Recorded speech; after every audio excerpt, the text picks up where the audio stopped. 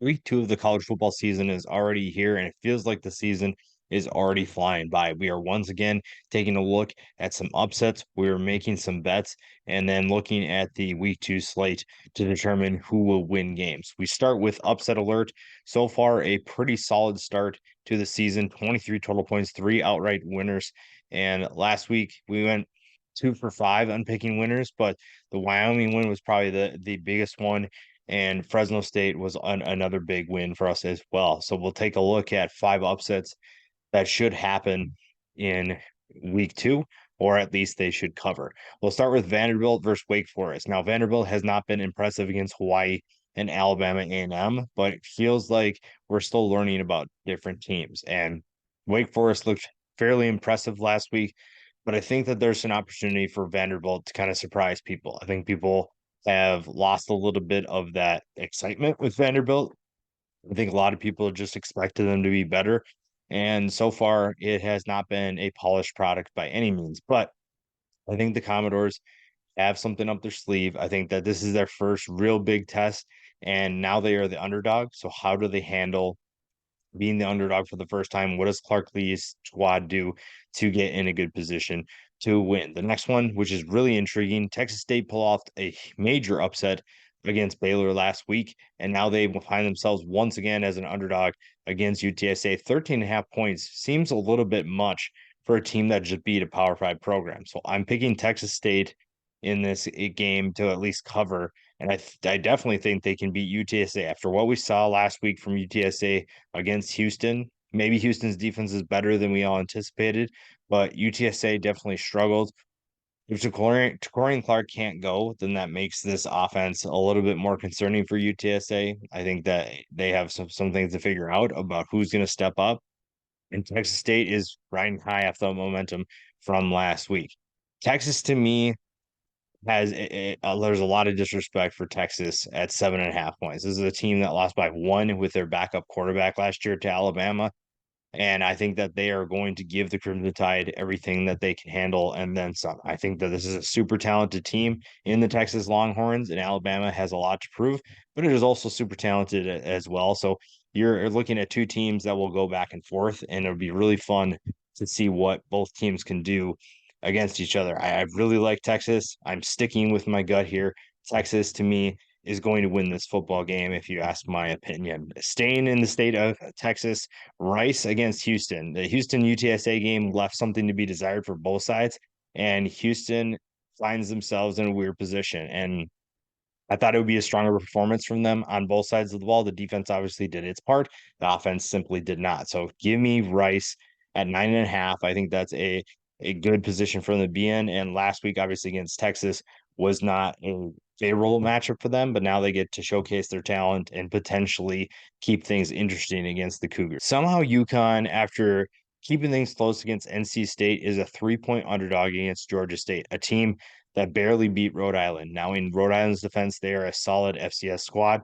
So that is definitely something that you can give as a promotion for Georgia State's win. However, I think that UConn showed a lot more than we saw from Georgia State. So the fact that the Huskies are a 3-point underdog feels like this is a steal of a game here, an upset alert, and it feels really good with what we saw last year from the Huskies and what they could do in 2023. So definitely give me that. That's how it'd be a fun game to watch. It's definitely one to keep an eye on. Move on to bets, 4-4 on the season, so a decent season so far for us.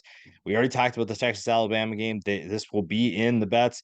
Texas at 7.5 points just feels wrong, and maybe Jalen Milroe and that offense will surprise me. But I really like what Texas has returning. You got things started on a strong note against Rice. Maybe not the biggest blowout, but still a team that was finding its footing. Everybody's going to have some bumps in the road. And Texas now heads to Tuscaloosa, which will be a tough test. And if this offense can handle business as we expect, then this will happen. But if not, it could be a long day. For now, we're going with Texas. Another team that is really fun to watch is the Colorado Buffaloes, already with one upset against TCU as a 20.5 point underdogs. They are now the favorites against Nebraska. The 3 points concerned me a little bit originally, but I think that what we saw from Nebraska last week was not good. And not that Colorado's defense is electric by any means. They have a lot to figure out, but I'm riding with the momentum of Colorado. I think that that's a program that you definitely need to keep an eye on. And what we saw from that offense shows that they can score, and they can score pretty much at will if they really want to. So give me that offense against an offense in Nebraska that is still wildly complicated in terms of chemistry and figuring out who's going to be their go-to player. The quarterback position is not settled by any means. So that is definitely one in which I feel the Buffaloes should come out on top. Oklahoma and SMU. I think Oklahoma will win this game. I'm not going to pick them and the points. I don't feel confident in that, but I think that they're going to take care of business. And the only way that this hits the over at 68.5 is if SMU finds a way to keep things interesting. I think a shootout takes place if you're able to hang around with Oklahoma. But if Oklahoma takes care of business, I think under 68.5 is really where this lies. So it feels like a good bet, even though these two teams have the potential to be extremely explosive. A game that was really close last year, and I feel is going to be very different in 2023 is North Carolina and Appalachian State. A very close game, one that went down to the wire between these two teams in 2022. And North Carolina, this seems like a tall task for a game that was so close last year, but North Carolina being favored by 19 after what we saw last week, the offense obviously has a couple things to figure out, but looks strong at times. The biggest difference for me to give North Carolina the edge is their defense. Their defense played lights out against the South Carolina team. Yes, gave up some big plays, but when it mattered most, this defense stepped up. And this is an Appalachian State team that is finding new playmakers, especially at the quarterback position. And I think that they don't have the firepower to hang with North Carolina. Then we'll go on to a later game, Arizona and Mississippi State. I think that Arizona is a sleeper team, and Mississippi State is going through a little bit of an identity change. And 9 points for Arizona feels like it's too much. So being a 9 point underdog really makes this bet attractive to me. I think that the Wildcats are grossly underrated, and I think that they're going to make this a very interesting game. I think it'll be closer than people expect, and I really like what Jaden Delora and that passing attack can do. Mississippi State obviously has Will Rogers, but give me Arizona in the 9 points. Finally, we look at USC and Stanford. This has the feeling of, back when Stanford was struggling before Jim Harbaugh arrived, before David Shaw took over. You're looking at a program that used to be one of the worst in the Pac-12 or at the bottom of the Pac-12, and they would find every once in a while a way to stun USC. And it feels like we're back in that boat now. USC has proven they can put points on the scoreboard, and this isn't your typical Stanford team. It feels like this Stanford team can also put some points against this defense in USC that is still I think the verdict is still remain to be seen. I think Alex Grinch has a lot of work to do with this unit. Playing Nevada isn't going to tell us that much, but what we saw against San Jose State told us that there's still work to be done on that side of the ball. So Stanford can exploit that. Throwing to guys like Benjamin Urasek could provide an advantage that you maybe didn't think you had. And Troy Taylor's system really likes the tight end. So finding those big bodies, finding a way to get points on the board, 29.5 points feels like it's steep. Yes, USC can definitely win by that, but I'm leaning with the Cardinal and the 29.5. Last two I have, we already talked about one of them, but the first one, Ole Miss and Tulane. Ole Miss, the team total first half points, it's 17.5. And if this team is explosive as what they showed last week against a Tulane defense that still has to figure a couple things out, the team total over 17.5 should be pretty easy to hit. I think that this is an offense that is very capable of putting up 20 plus points in the first half. And I think that Ole Miss wins this game. And I think if they get off to a good start, that would really help their case and help them pull away late in the game. We already talked about UConn and Georgia State. You already know I'm going +3 for UConn. I think that they win it outright. I don't think that Georgia State has shown me anything that proves they will be the favorite. And I really like what the Huskies can do. Maybe I'll be surprised, but I'm going to stick with UConn for now. And finally, we get to pick them, and you're looking at a 14-6 season for us so far. Last week we went 8-2. That was a good week for us, and we will hope to keep that momentum going forward. Kansas over Illinois. Illinois just struggled to beat Toledo. So I think that the Jayhawks have a lot to be excited about. If Jalen Daniels is healthy, that obviously gives them another dimension, given that he did not play last week. If he can play, that gives them another advantage that they didn't have last week. And if we saw what Illinois struggled to do last week, which is stop DeQuan Finn. And DeQuan Finn, if he can do that to Illinois' defense, Jalen Daniels is a much better quarterback and he can do even more damage. And then we also saw if Jason Bean has to take over, they'll be just fine. We already talked about Colorado. I like the Buffs in this game. I think that they at home, the atmosphere is going to be electric. The offense is going to be humming. Even if their defense can't create stops, I don't think Nebraska has the firepower to keep up with the Buffalo's offense. So give me Colorado over Nebraska. NC State struggled last week against UConn, and Notre Dame so far appears to have their solution to their offensive woes in Sam Hartman. Sam Hartman is exactly what they needed. And NC State has a talented defense, and their offense, I think, is really full of.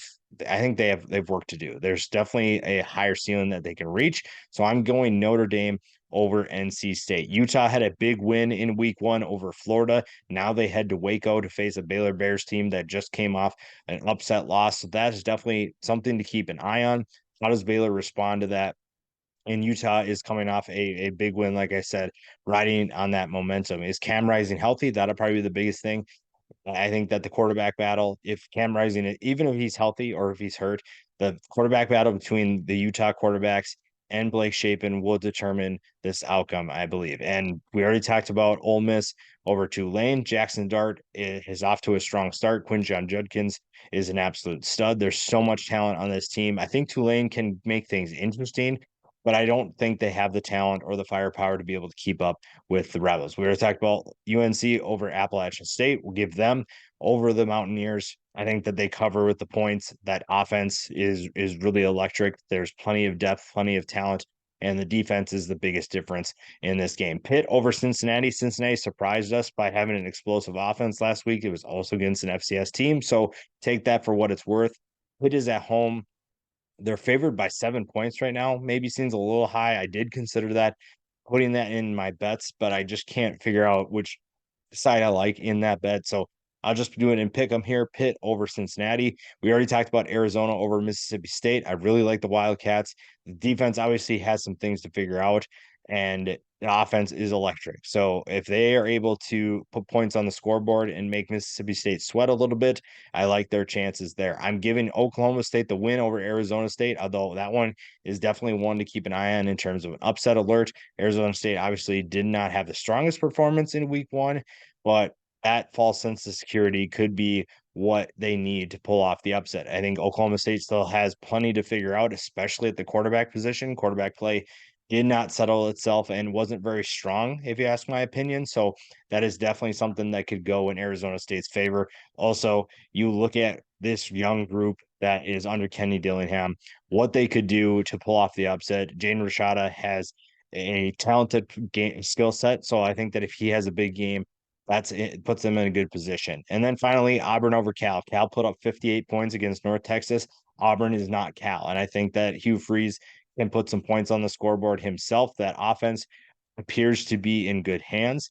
And Cal's defense has some talent, but I don't think that they're ready for the talent that is Auburn. And obviously, let me know what you guys think. Let me know what your upsets are. Who are you betting this week? What is your pick 'em for this week as well? Week 2 is already here, like I said, and it'll be fun to see how this week plays out.